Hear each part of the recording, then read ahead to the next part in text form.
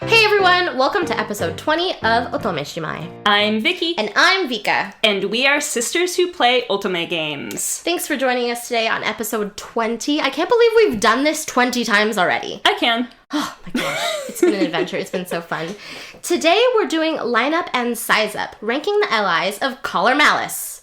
Ugh, okay, that sounds really gross. Caller times Malice. Caller Malice. I don't know what to do anymore. I can't get it out of my... I can't unsay it in my head. Well, then just say Caller times Malice. I'll go with Caller Malice. And I'm okay with saying Caller Malice now because I started playing Caller Malice Unlimited and they actually say the name of the game in the opening screen. Oh, okay, well that's good. So I guess there is a way of saying it, guys. It is Caller Malice. Well, I'm still going to call it Caller times Malice. So, too bad. That's your prerogative, my dear. We're doing this a little bit differently than our last episode of Lineup and Size Up. Because there were so many allies and Diabolik lovers, a lot of the discussion and bickering was done off air, which means we really only got to share our results. This time, we're going to be going through each category with you and discussing our choices as we go along. It'll be a really fun battle. I'm excited to fight you. Please don't hurt me. When would I ever? I love you. You're my sister. All right, before we start, who are you doing this week? So I am doing Isaac Newton's route in Ikemen Vampire, and if you follow us on Twitter, you know that a couple of weeks ago I posted a poll asking who I should do in Ike Vamp next, and Isaac was the winner. So I started his route last week, and he's adorable. Oh my god, Isaac is a cinnamon roll. He's so cute. He has a hedgehog named Henry. All of the screenshots that you send me, I want to hug him and protect him. He's so cute. He is. I'm really excited about his route. Yeah. Who are you doing? What are you doing? Oh my gosh, I'm doing someone who is not a cinnamon roll. I've been playing Piofiore. Piofiore? Yeah, Piofiore. And I finally finished Nicola's route, because that's what I was doing last week. This week I got through Orlok and Young's route, and I don't think either of them are cinnamon rolls. I guess Orlok is a little bit of a cinnamon roll, but... He's a cinnamon roll who stabs people? Yeah, he's a cinnamon roll who assassinates people or murders people. He's just... I don't know. I don't know what to do with him in my head, to be honest, but it's enjoyable so far. Next on my agenda is to do Dante's route, and I'm really excited for that.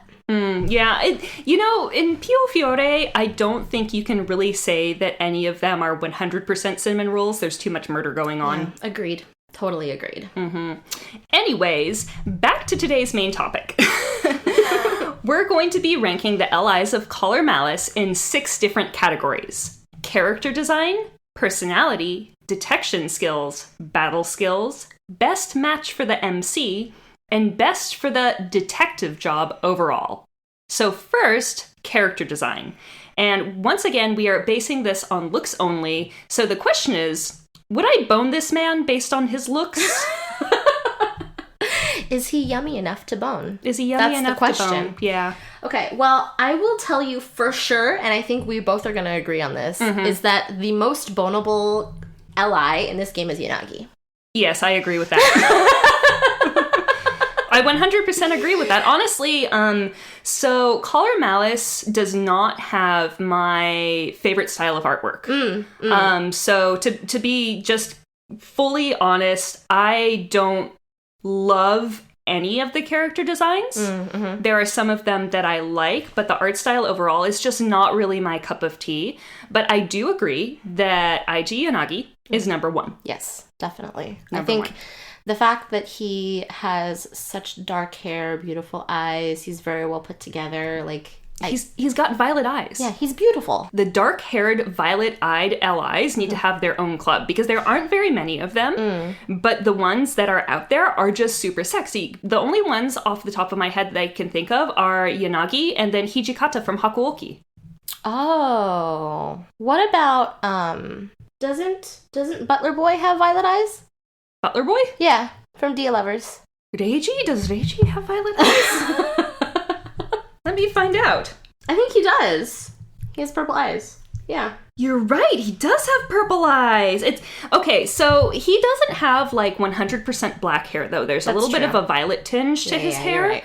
But you're right. I do think he should be in that category, and we did rank him really high in looks last time. And there you go. Yeah. They need their own category. They are beautiful. I don't think they get along. Yeah, well, we're not saying anything about their personality at this point. Yeah, you're right. So Yanagi's number one. We agree on that. That's great. Awesome. I think we will probably disagree on the rest of the rankings, though, because I feel like my style is I really want someone who looks kind of strong, but also looks a little bit dominating. And as I go down the line, like I'm trying to think of who is the least in that regard. Okay. Yeah. So who's number two? Number 2 for me is Okazaki. Yeah, me too. Oh, well, there you go. There you go. Okay, let's see if we can get 3 for 3. Okay. My third, Enomoto.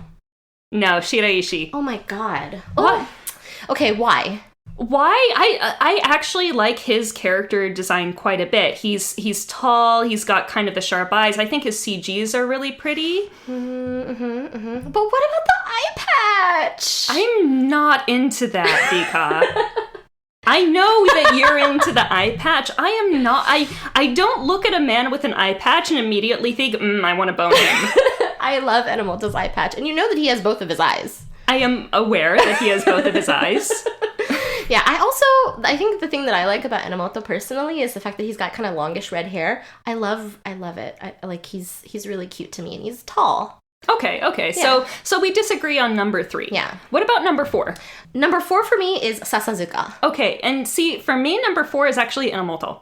Oh, okay. So you ranked Enomoto higher than you did with Takeru. Yeah, I did. I think that Enomoto is better looking, just plain looks than Sasazuka. I'm not a big fan of Sasazuka's hairstyle, and I'm not a big fan of the fact that his eyes take up half of his face.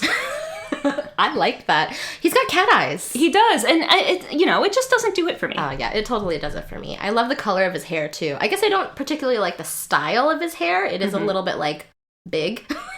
But I like the way his face looks. He's got a face that looks a bit like kind of dominating in a way, and I think that's the thing I like about it. At least over Shiraishi. Shiraishi just looks sus. Okay, so you ranked Shiraishi last then. I did, yeah, and you ranked him third. I did, so we definitely disagree on the last 3. Okay, but 1 and 2, definitely Yanagi and Okazaki. Yeah, so number 1 for us, Yanagi, number 2, Okazaki. The rest, we, not in agreement. Okay, well, that's okay. Yeah, that's okay.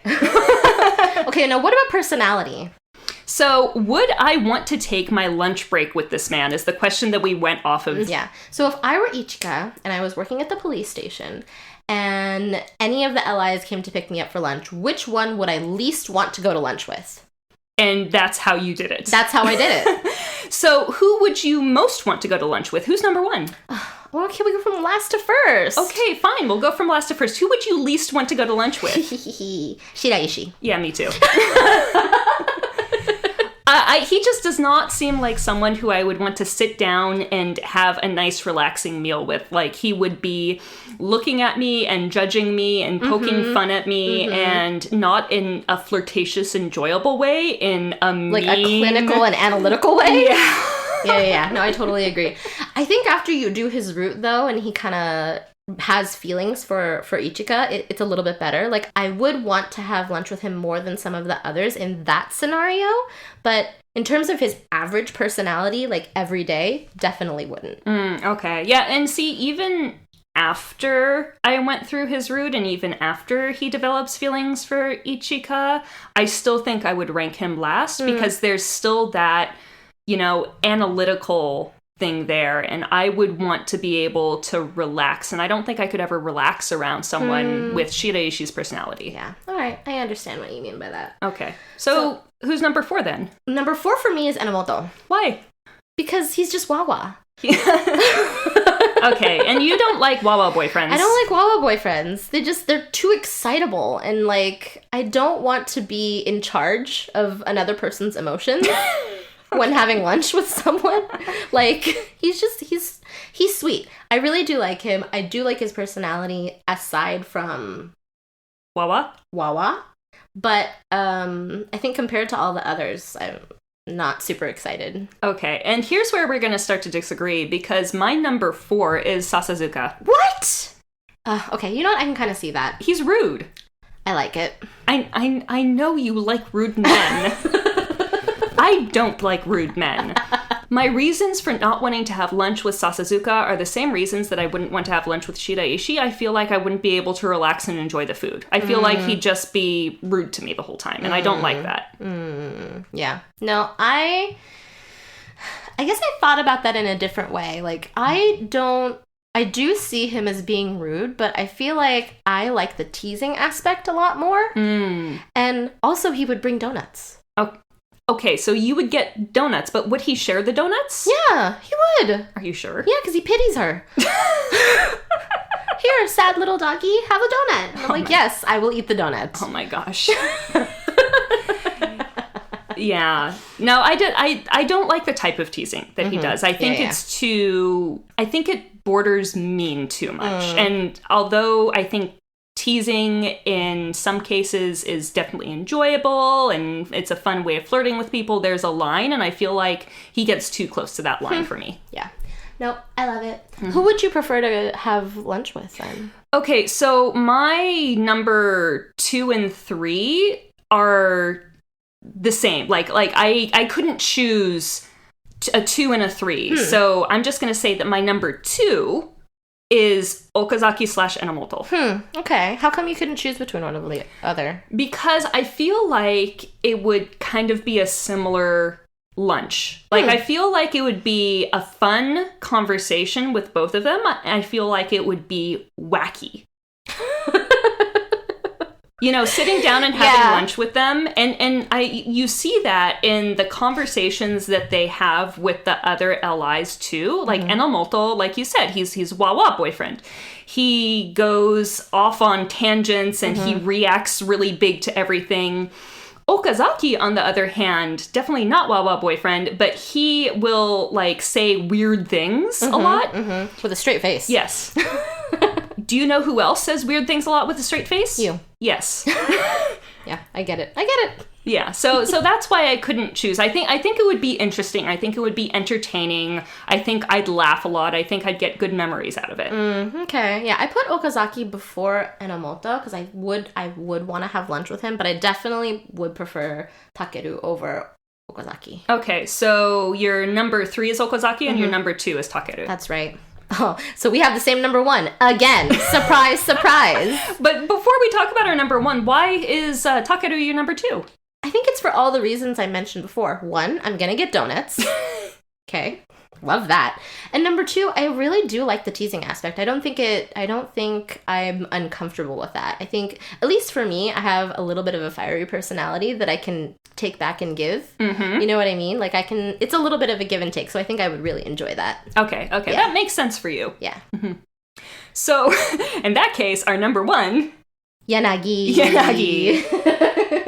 I'm not surprised by this at all. No. I mean, number 1, he would bring the lunch. Yes, and it would be delicious. It would be delicious. And he's smart. He's nice. But he's also not boring, in my opinion. I feel like I could have a conversation with him, and it could be a conversation about just about anything, and he'd be able to match what I was talking about. Yeah, I feel like you could have a real conversation with him, and like it'd be enjoyable and relaxing. You wouldn't have to be on.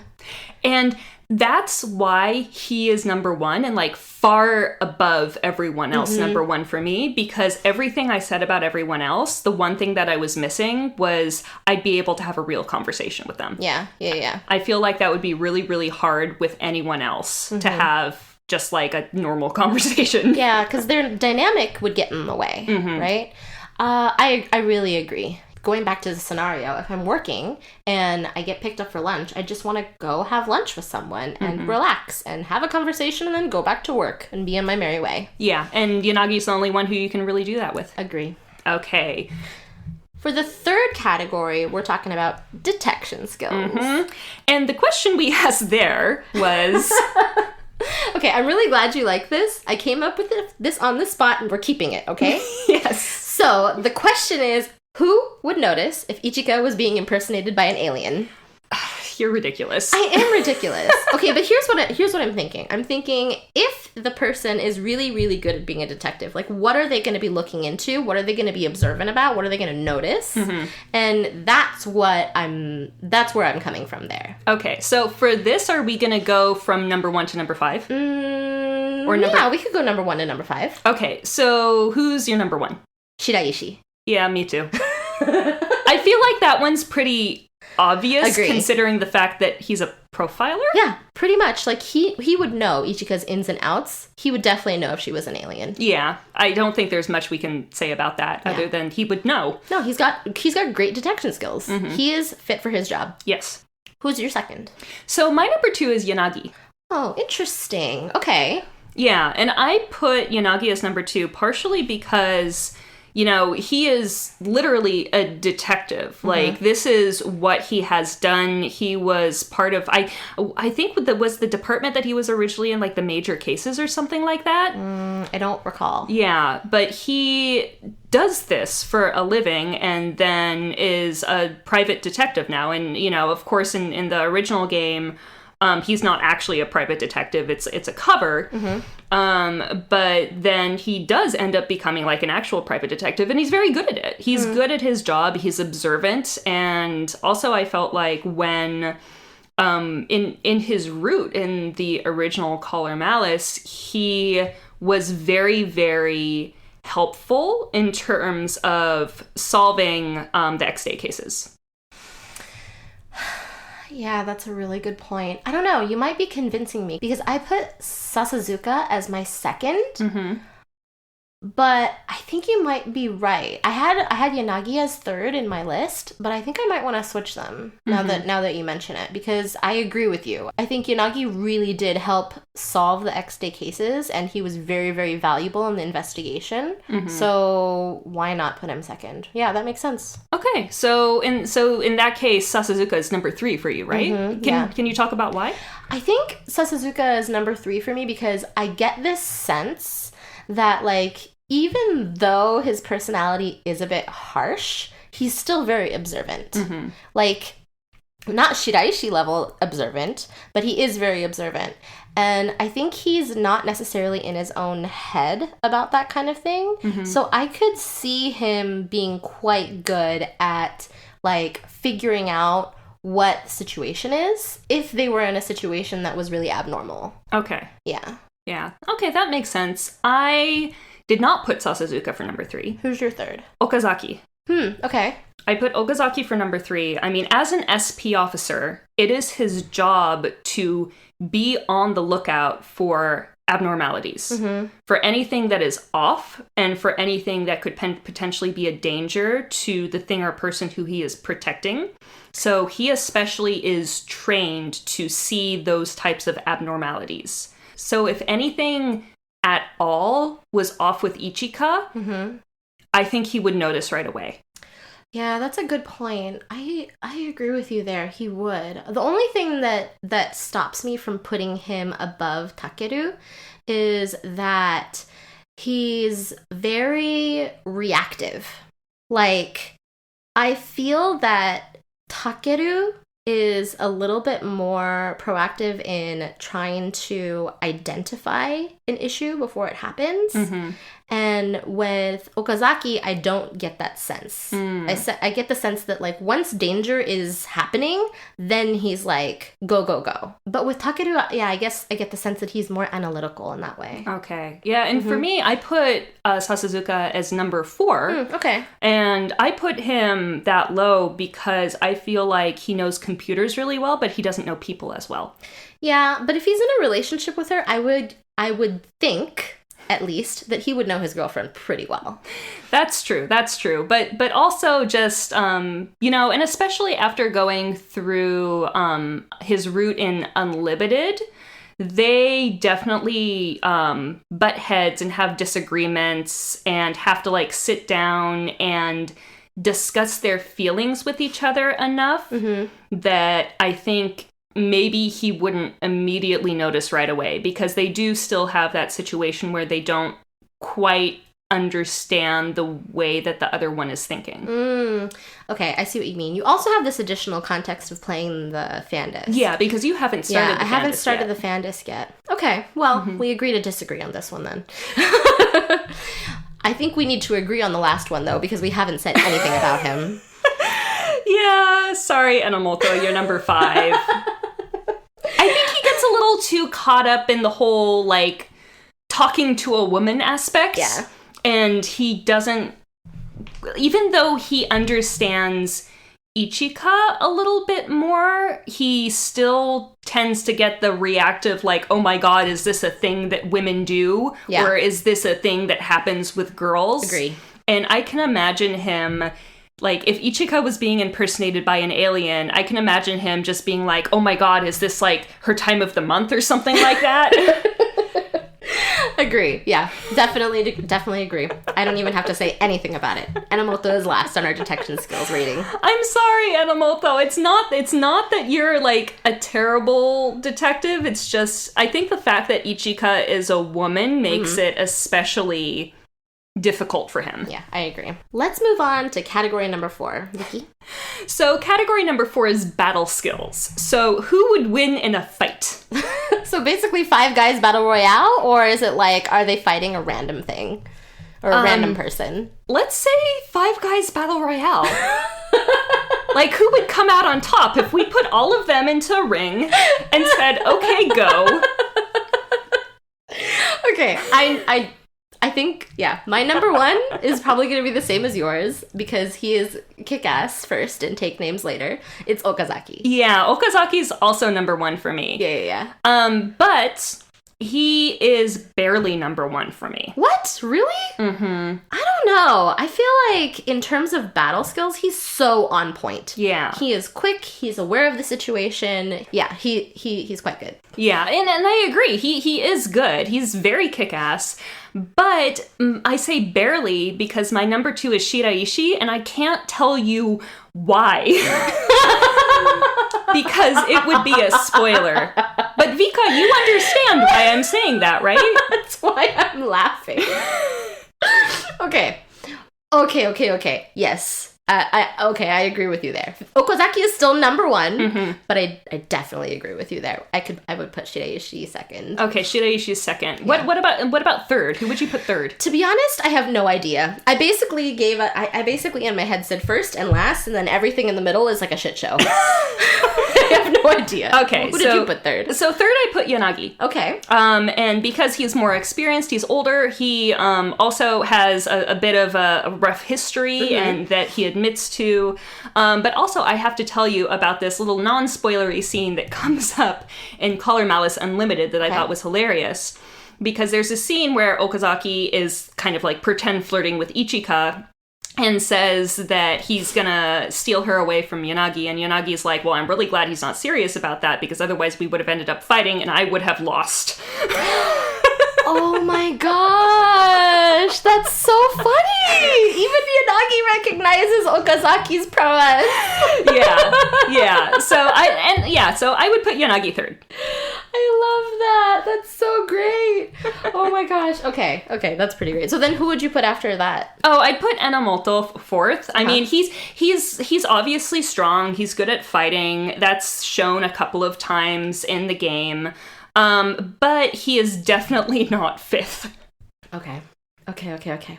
So then I agree with your fifth, because I put Sasazuka last. Yeah, so did I.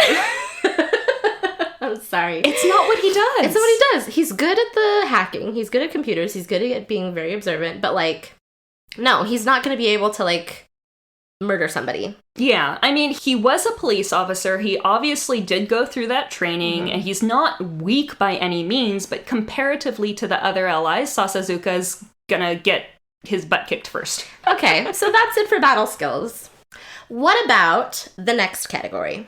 Best match for the MC, so Ichika's best man. Okay. So I feel like I kind of am giving up here because I honestly have no idea. Vika. I know, I'm really bad at this. Like, I really liked the way that they did this game by changing the way Ichika deals with each character.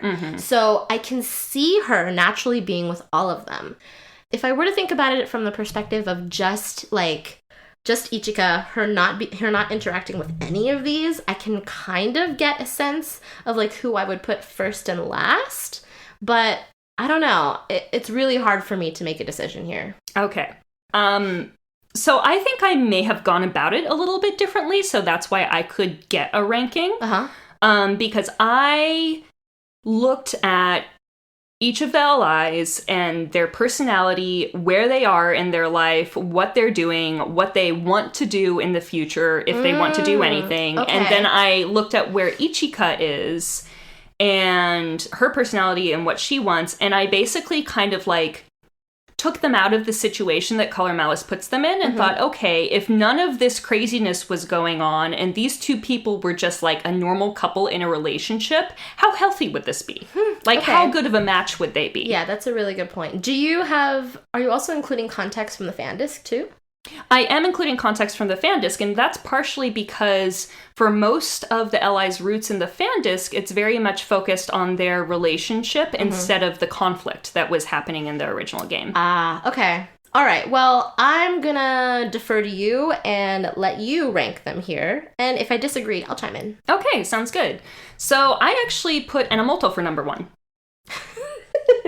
You okay, I need to hear your reason why before I say anything. Okay, I feel like they are at a similar point in their lives.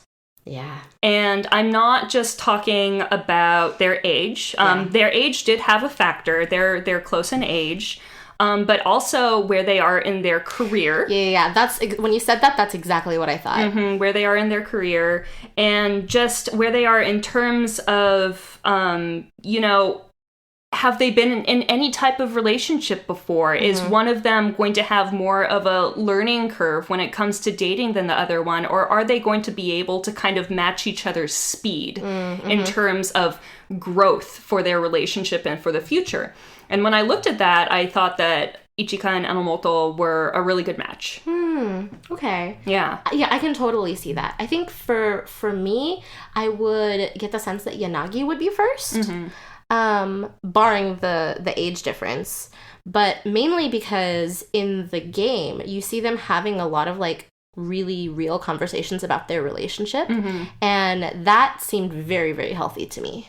Like, aside from the context of the story, you do see them, you see her chiding him about cigarettes. I don't know, I really thought that was very healthy, so I guess I would put that first for me, thinking that's the best one for Ichika. But now that you mention about Enomoto outside of the context of the game itself, outside of any past history, yeah, I could see that. I can see that being first. That makes sense. And, all of the reasons that you just gave for Yanagi are the reasons that I put him number 2. Oh, nice. Okay.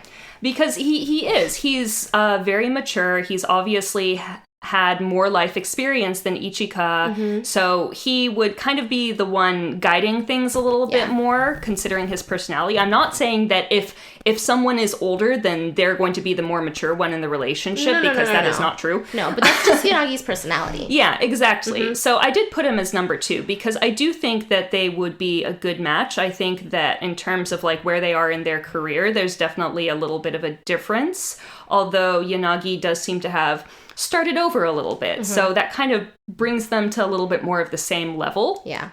One thing that I was thinking, and the reason why I was thinking of him being her best man, quote unquote, is the fact that he gets along with her brother. Oh, yeah. That's kind of important if they're going to be together. That is kind of important. So, okay, yeah, I guess, yeah, that makes sense. I would say yes for Enomoto and Yanagi being, like, top 2. Yeah. And honestly, I put the other 3 tied for 3rd. It's a 3-way tied for 3rd. Okay. Yeah, Okazaki, Shiraishi, and Sasazuka. And it's kind of all for the same reasons. They all have issues. Yeah, and, like, different life stages, different experiences, different backgrounds. Yeah, and I don't always like the way that they interact with Ichika. I feel like with all of them, Ichika kind of has to step up and kind of be the more mature one, or like explain to them why she's feeling the way that she's feeling a little more than I feel like she should have to. Yeah, I feel like in terms of being on equal grounds with someone, Those three probably not so equal. Yeah, exactly. And with Enomoto and Yanagi, it's a lot more equal footing. Okay. Yeah. All right, so I guess I didn't really give up. You kind of felt the same way I did. You just didn't say it. I just didn't say it. I just couldn't come up with a decision. But awesome. Yeah. That's great. We agree. Okay. The last category we came up with is the best for the detective job overall. And this is basically thinking, okay, who is the best at being a detective? Yeah. And the question that we came up with was, would I hire this person to find my cat? Okay. I get it. It makes sense. Finding my cat is very important. I would die if one of my babies got loose. But is that something that people hire detectives for pretty often? In video games they do. You're right. You're so right. Okay, well, do you want me to go for last from first here? Yeah, let's go last to first in this one. I put Takeru last. Why? Because unless the cat is really, really tech savvy, Takeru's probably not going to be able to find it. Okay. Oh, unless the cat has maybe like a chip and it's incorporated with like, I don't know, gets tagged somewhere, geolocation. I don't know. That's like the only thing I can think of. So you don't think that he would be able to hack into all of the security systems and public cameras and follow the cat that way? Interesting idea. Okay, I didn't think about that. I also got the sense that he probably wouldn't care. Yeah, and honestly, that's something that I took into consideration with my ranking too. Like, would they care about finding the cat? So, and unfortunately, my number 5 would definitely care about finding the cat. I just don't think he'd be able to find the cat. Oh, okay. And my number 5 is Enomoto. Yeah, my number 4 is Enomoto for that reason. Yeah. I think he's just not that great of a detective. Well, for me, it's not that he's not that great of a detective. I think his detecting skills would not be very constructive in terms of finding a cat, because if you're looking for a cat, you have to be quiet and analytical, and if you see the cat, you can't run at them being like, "Cat!" Yeah, I feel like if I hired Enomoto to find my cat, he'd just be running around town chasing after the cat and scaring it away. Yeah, basically. So it's not that he couldn't find the cat, it's just that he'd be too enthusiastic about finding the cat, and it would backfire on him. It would backfire on him, yeah. I agree. Oh, totally agree. Okay, who's third for you? I have a 3-way tied for third, so let's go with your third first. Oh, okay. So my third is Okazaki. Why? Because he's probably asleep. No, I think he would do a better job than Enomoto and Sasazuka, but I think his skill set is just not really suited for investigative work. Like, if I were to hire him as a detective, I think his specialty is more in the protection space, right? So you give him a target and he protects that thing and he makes sure that no harm comes to it. If my cat is lost, it's going to be kind of a feat to find it to begin with. And I just don't think Okazaki would be that good at it. Oh, okay. Yeah. So my 3-way tie includes Okazaki. Oh. But it also has Shiraishi and Sasazuka, and it's all for different reasons. Okay. So I think that you're right. Okazaki may not be able to find the cat.